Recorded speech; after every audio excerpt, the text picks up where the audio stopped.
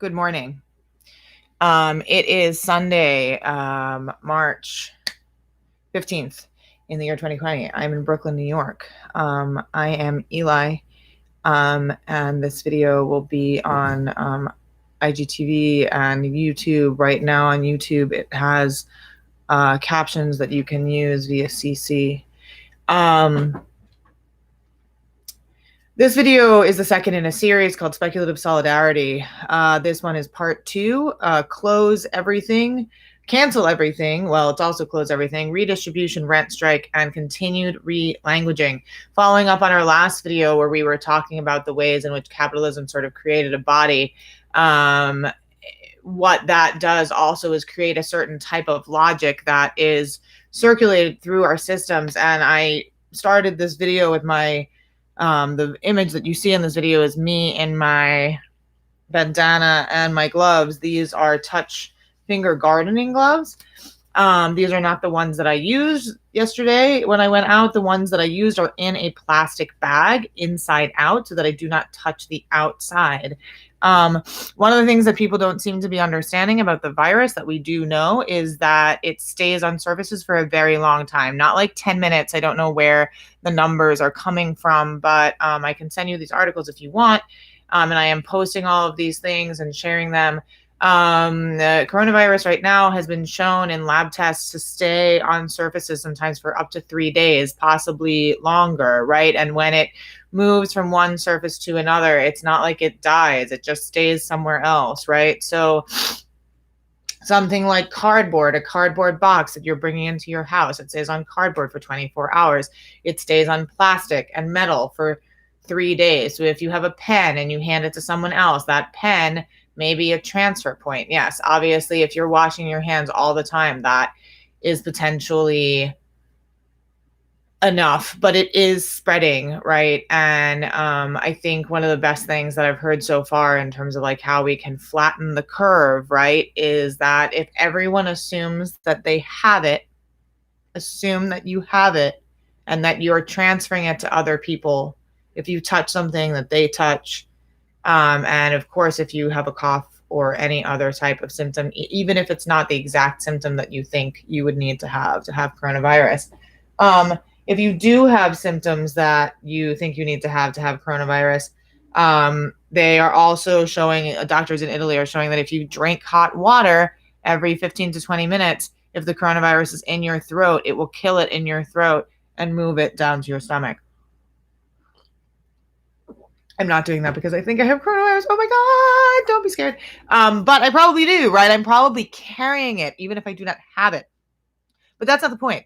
The point is that the point of today's solidarity video is how we break out of the capitalist logic that has people still going out. I mean, so people are still going out for a number of reasons. And one of them is because many of us do not have the resources to fully process this. We're not used to being alone.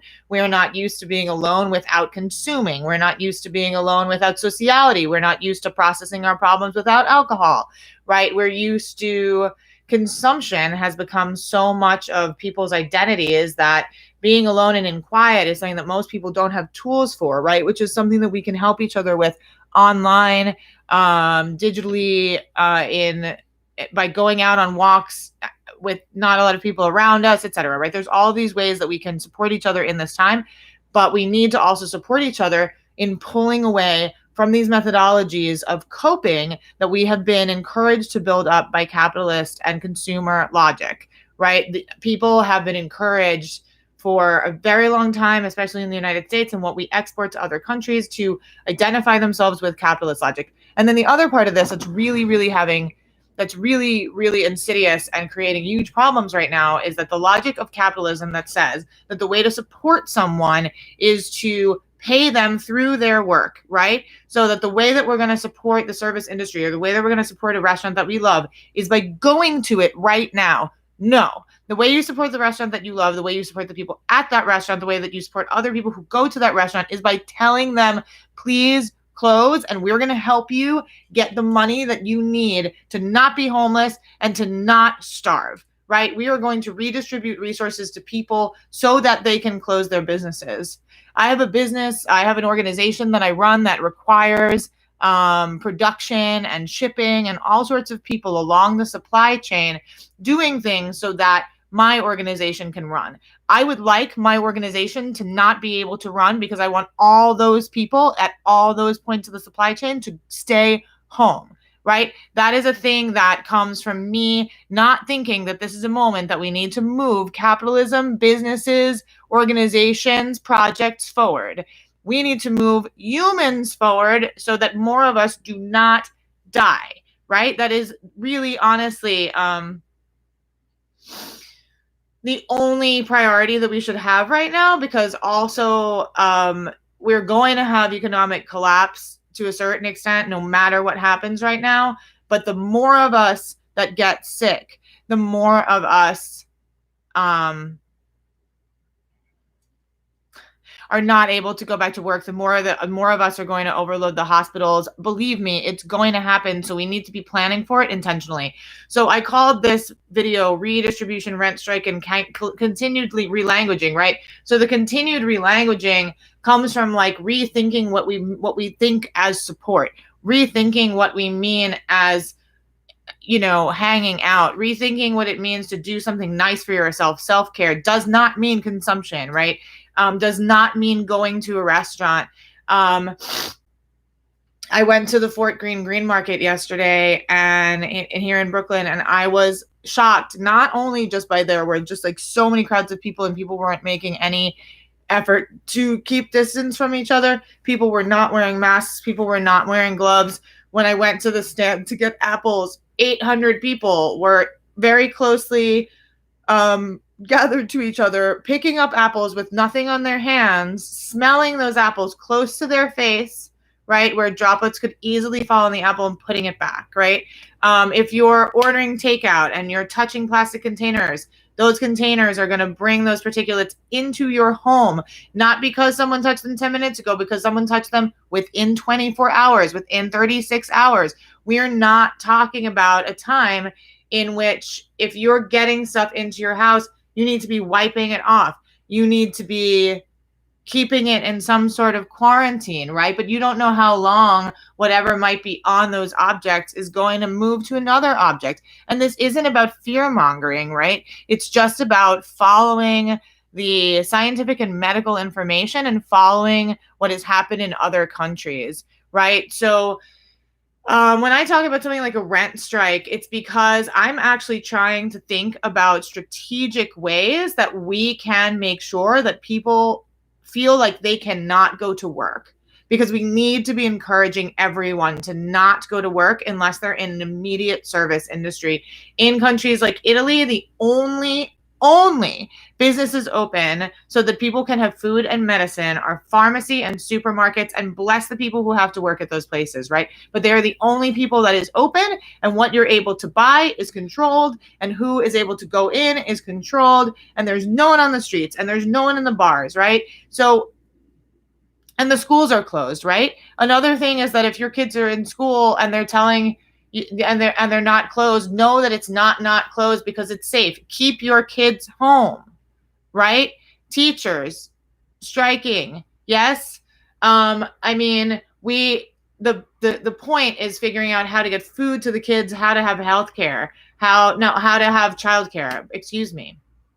So the idea of a rent strike, right, has to do with sort of recognizing that it is not only highly unlikely, but almost impossible that the government or that the systems in play hand out the money that would be necessary for people in the gig economy, people who are not currently eligible for unemployment, to actually get money to support them in this time and after this time, right? To support businesses after this time. So we have to actually be thinking about how, as people, we can redistribute whatever resources we do have to each other and to ourselves in order to support ourselves through this time. It's much easier to not give money, right? Not pay student loans, not pay rent this month, not pay rent next month, and figure out how much money we need to distribute to other people so that everybody can have food and shelter. And then after the food and shelter, right, after maybe this all blows over, then we start thinking about how we can redistribute resources to make sure that small businesses stay open, to make sure that people continue to have the resources they need, even when the pandemic, we all hope, ends, right? But we are extending the length of this. We are extending the number of cases. People really need to be taking a deep breath and figuring out what it means to them to actually support other people by hoping that they stay alive, and by encouraging them to help others stay alive and not overload our hospitals and send our country into an even worse spiral. I promise you, everything will eventually close, but it's better if we do it now. People have been saying, there's someone who, I don't know, was the first person who said it, who said, like, if we do this well, it will seem like it was a convenience. If we do not do this well, it will literally wipe out enormous portions of our population. And even as someone who thinks that we need to depopulate, this is a really, really horrible way for it to happen. I can't wish it upon us, right? So how can we encourage each other to take those steps, to know that it's going to be safe, to learn the new strategies that they need to learn, right? Don't worry about, how you look. If you don't have a mask, get some item of clothing. There's something going around that says, like, how you can make your bras into a mask, like whatever you need to do. And honestly, stay home or go outside with a lot of space around you and be very, very careful. And encourage others to do so. That's it for me today. In solidarity, with hope. Truly, still, I believe we can do this.